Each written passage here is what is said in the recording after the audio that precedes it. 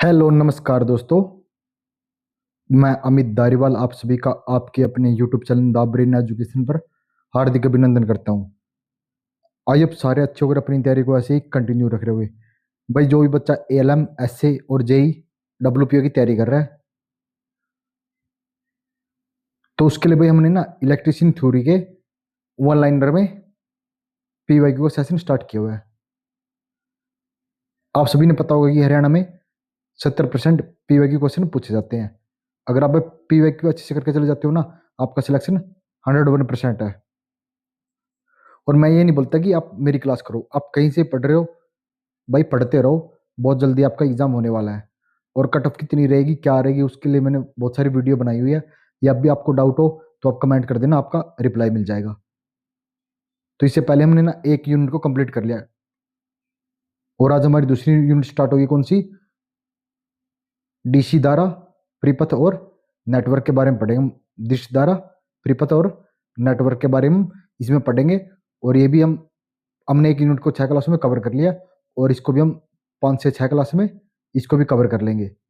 भाई ये सिर्फ आपके लिए एक रिवीजन क्लास रहने वाली है।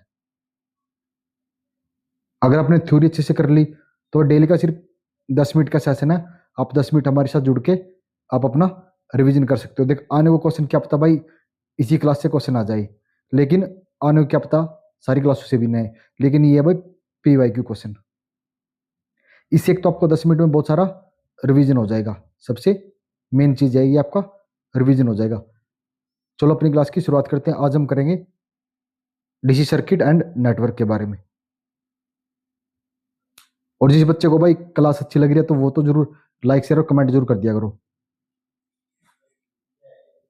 नेक्स्ट क्वेश्चन, आपका पहला क्वेश्चन है, नेटवर्क को हल करने के लिए स्वावलंबी समीकरणों की संख्या इसके बराबर होती है।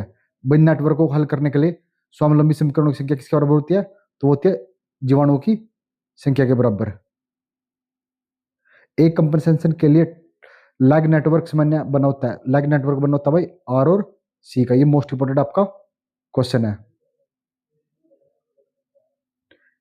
नेक्स्ट क्वेश्चन है भाई, एक आदर्श वोल्टेज सोर्स एवं एक आदर्श धारा सोर्स के लिए आंतरिक प्रतिरोध क्रमशः निम्न होते हैं ओम में। भाई एक तो आदर्श वोल्टेज सोर्स के लिए और एक आदर्श धारा सोर्स के लिए, तो इसमें होते हैं भाई 0 और इन्फिनिटी दोनों होते हैं। आदर्श के लिए होता है 0 वोल्टेज के लिए और आदर्श धारा के लिए होता है इन्फिनिटी। नेक्स्ट क्वेश्चन है, नियत वोल्टेज स्रोत खाली स्थान का होता है। तो नियत वोल्टेज स्रोत सक्रिय और एक पक्षीय होता है। वह नेटवर्क जिसमें एक से अधिक ईएमएफ वाला स्रोत कहलाता है। भाई एक से अधिक ईएमएफ होते हैं ना, तो वो कहलाता है सक्रिय नेटवर्क।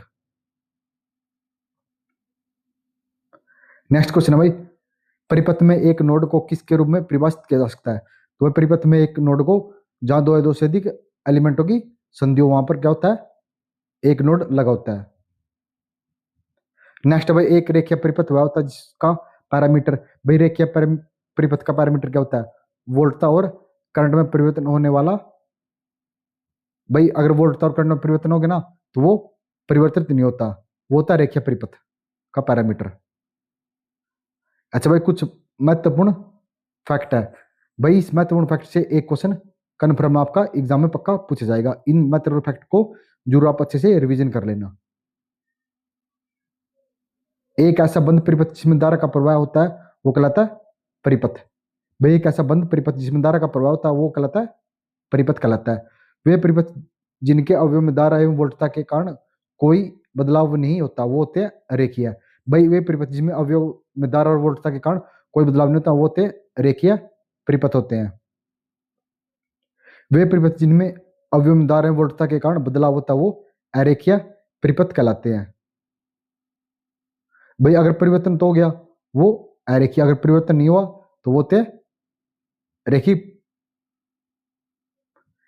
परिपथ के वे सभी अवयव जो ऊर्जा प्रदान करते हैं वो सक्रिय कहलाते हैं। जो ऊर्जा प्रदान करते हैं ना वो तो होते हैं सक्रिय। परिपथ के वे सभी अवयव जो ऊर्जा ग्रहण करते हैं निष्क्रिय कहलाते हैं। वे अगर ऊर्जा को प्रदान करते हैं वो सक्रिय, अगर ग्रहण करते हैं वो निष्क्रिय कहलाते हैं। सक्रिय अवयव हमेशा ऊर्जा की सप्लाई करते हैं जबकि निष्क्रिय अवयव हमेशा ऊर्जा की खपत करते हैं। ये भी आपका मोस्ट इंपॉर्टेंट क्वेश्चन है। सक्रिय अवयव हमेशा तो ऊर्जा की तो सप्लाई करते हैं और निष्क्रिय ऊर्जा की खपत करते हैं। किसी मुक्त एवं बद्ध परिपथ में को पास कहते हैं भाई, किसी मुक्त एवं बद्ध परिपथ को हम पास, जिसे हम लूप बोलते हैं, लूप कहलाते हैं। वह लूप जो पूर्ण बंद परिपथ में विभाजित ना हो तो मेष कहलाता है। वह परिपथ या मतलब वह लूप जो बंद परिपथ में विभाजित ना हो उसे हम मेष कहते हैं। सभी मेष लूप हो सकते हैं लेकिन सभी लूप मेष नहीं हो सकते। भाई सभी मेष तो लूप हो सकते हैं लेकिन सभी लूप मेष नहीं हो सकते। आपका नेक्स्ट है एक जटिल परिपथ जो एक से अधिक पास तथा अवयव से मिलकर बनाता वो विद्युत नेटवर्क कहलाता है। क्या कहलाता है? विद्युत नेटवर्क कहलाता है। ऐसे बिंदु जहां दो से अधिक विद्युत अवयव मिलते हैं उसे हम नोड कहते हैं। भाई ऐसे बिंदु जहां दो से अधिक विद्युत अवयव मिलते हैं वो नोड कहलाता है। ऐसा बिंदु जहां तीन या तीन से अधिक विद्युत अवयव मिलते हैं वो संधि। भाई दो से अधिक तो वो तो होता है नोड, अगर तीन या तीन से अधिक वो संधि कहलाता है। सभी जंक्शन नोड हो सकते हैं लेकिन सभी नोड जंक्शन नहीं हो सकते। मोस्ट इंपॉर्टेंट है भाई, सभी जंक्शन नोड हो सकते हैं लेकिन सभी नोड जंक्शन नहीं हो सकते। तो भाई शाखा मतलब बी बराबर होता है n-1 गुणा एल। एन होता है नोड, एल होता है लूप। ये चीज आप अच्छे से नोट कर लेना। किसी विद्युत परिपथ में एक नोड से दूसरे नोड को जोड़ने वाला भाग शाखा कहलाता है। भाई किसी विद्युत परिपथ में नोड को एक दूसरे नोड से जोड़ने वाले भाग शाखा कहलाता है। वह स्रोत जो परिपथ को स्रोत के रूप में धारा प्रदान करता है वो धारा स्रोत कहलाता है। वह स्रोत जो परिपथ में स्रोत को रूप में धारा प्रदान करता है वो धारा स्रोत कहलाता है। अच्छा भाई आपका नेक्स्ट फैक्ट है भाई, आदर्श धारा स्रोत का आंतरिक प्रतिरोध अनंत होता है। मोस्ट इंपोर्टेंट क्वेश्चन है भाई, आदर्श धारा स्रोत का आंतरिक प्रतिरोध अनंत होता है। प्रायोगिक धारा स्रोत जिसे हम प्रैक्टिकल करंट सोर्स बोलते हैं उसका आंतरिक प्रतिरोध अधिकतम होता है। प्रैक्टिकल का तो अधिकतम होता है और आदर्श का जिसे हम इंटरनल बोलते हैं इंटरनल का होता है अनंत। वह स्रोत जो परिपथ को स्रोत के रूप में वोल्टेज प्रदान करता है वो वोल्टेज स्रोत कहलाता है। वह स्रोत जो परिपथ को स्रोत के रूप में वोल्टेज प्रदान करता है वो वोल्टेज स्रोत कहलाता है। आदर्श वोल्टेज स्रोत का आंतरिक प्रतिरोध का मान 0 होता है। प्रैक्टिकल वोल्टेज स्रोत का आंतरिक मान क्या होता है? इसका होता है न्यूनतम होता है। वह वोल्टेज स्रोत जिसकी वोल्टता अन्य किसी वोल्टेज स्रोत पर निर्भर नहीं करती वो आश्रित वोल्टेज स्रोत कहलाते हैं। ये होते हैं 4 प्रकार के। भाई आप सभी ने अगर आपको पता है तो आंतरिक वोल्टेज स्रोत कितने प्रकार के होते हैं? 4 प्रकार के होते हैं। तो उन चारों के आप नाम जरूर कमेंट कर दें, देखते हैं किसी बच्चे की कितनी तैयारी है। एक नेटवर्क जिसकी एक शाखा में बैटरी तो जुड़ा होता है वो सक्रिय नेटवर्क कहलाता है। एक परिपथ में एक सक्रिय तत्व जो विद्युत ऊर्जा की आपूर्ति करता है। एक आदर्श वोल्टेज स्रोत आदर्श संधारित्र को चार्ज करता है वो होता है तात्क्षणिक। एक समांतर सर्किट के सभी घटक होते हैं आर पार समान विभवांतर होना चाहिए इनका। भाई वोल्टेज स्रोत का आंतरिक विद्युत वाहक बल आंतरिक वोल्टता जब लोड की आपूर्ति न की गई हो तब होता है आंतरिक विद्युत वाहक बल का। वोल्टेज स्रोत का आंतरिक वोल्टतापात स्रोत के आंतरिक प्रतिरोध पर निर्भर करता है। मोस्ट इंपोर्टेंट है भाई, वोल्टेज स्रोत का आंतरिक वोल्टतापात स्रोत के आंतरिक प्रतिरोध पर निर्भर करता है।